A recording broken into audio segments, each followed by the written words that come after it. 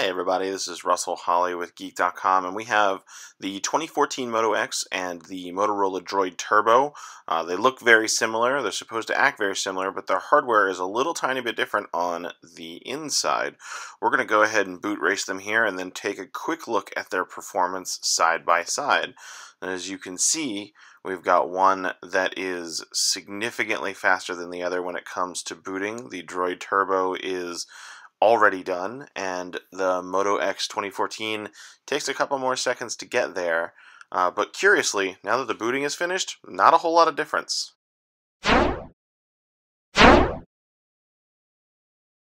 Motorola's Droid Turbo has got a Snapdragon 805 processor and 3 gigabytes of RAM, powering a significantly higher resolution display.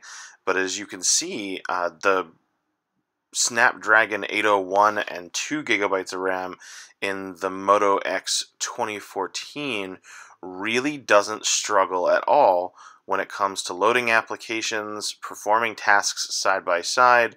Once you get past that initial boot, which is admittedly much faster on the Droid Turbo, you really struggle to see any performance difference in day-to-day application usage between these two devices. Anything even here side by side is very, very subtle.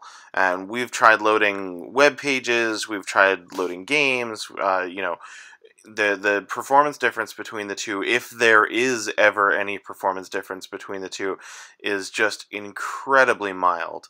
And that's a good thing for both of these processors. It tells us that Android is really reaching a point where these processors aren't going to push things too much further as far as our basic day-to-day tasks until the software improves. But just taking more of a look here, loading websites is again side by side, just about identical. And really, that's what you would come to expect. These are both running Motorola software that is very close to being stock Android. Verizon has a couple of additional apps on the Droid Turbo, and since this is the Verizon version of the Moto X, several of those apps are actually on this version of the Moto X as well. But it's very close to stock Android, and Motorola has worked really hard this past year to focus on performance and stability, and we're really seeing that here with these two phones.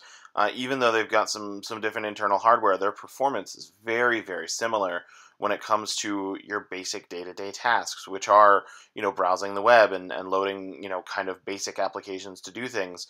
And that includes, multimedia as well. If you want to, listen to music or watch a video, the stream rates are exactly the same.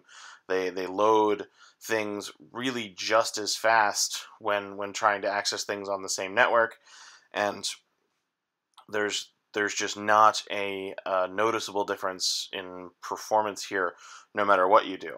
The slightly larger screen on the Droid Turbo is offset slightly by having the buttons down on the bottom instead of having the buttons baked into the screen, which gives you more to look at as you go across these applications.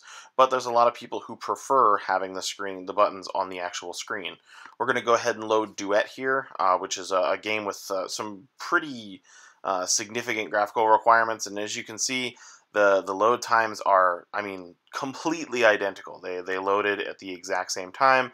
The animations here are just about as close to identical as you can get, and that's what you really can expect from the Droid Turbo here when compared to the Moto X.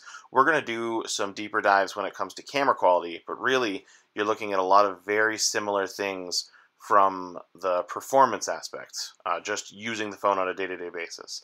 And that's all we're going to do for now. Thanks for watching.